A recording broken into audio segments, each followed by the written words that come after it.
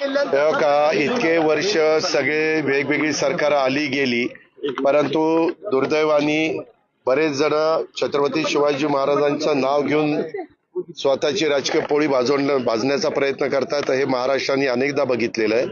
आम्ही त्याच्यातले नाहीयेत. आमच्या महायुतीच्या सरकारने ह्याच्यामध्ये लक्ष घातलं. आम्ही यंदा गड किल्ल्याच्या करता निधीची पण तरतूद केलेली आहे. त्याचबरोबर डीपीसीला पण आम्ही हेड खोललेला आहे. त्याच्यातनं पण पैसे तिथं खर्च करता येतात. स्वतः विकास खारगे सांस्कृतिक खात्याचे सचिवांना मी तिकडे पाठवलेलं होतं.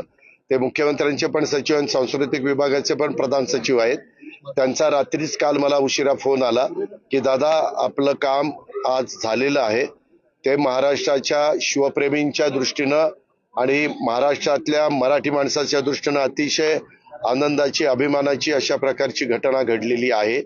त्याबद्दल जो प्रयत्न सगळ्यांनी मिळून केला त्याचं खरोखरीच आम्हाला समाधान आहे की आपण जो प्रयत्न केला त्या प्रयत्नाला आता यश आलंय आणि ह्याच्यातून पुढं पिढ्यानपिढ्या जसं महाराज जाऊन 1630 ला त्यांचा जन्म झालेला होता, आता आपण 2025 मध्ये आहे. म्हणजे या सगळ्या गोष्टीला जवळ 400 वर्ष होऊन गेलेली आहेत. 395 वर्ष होऊन गेलेली.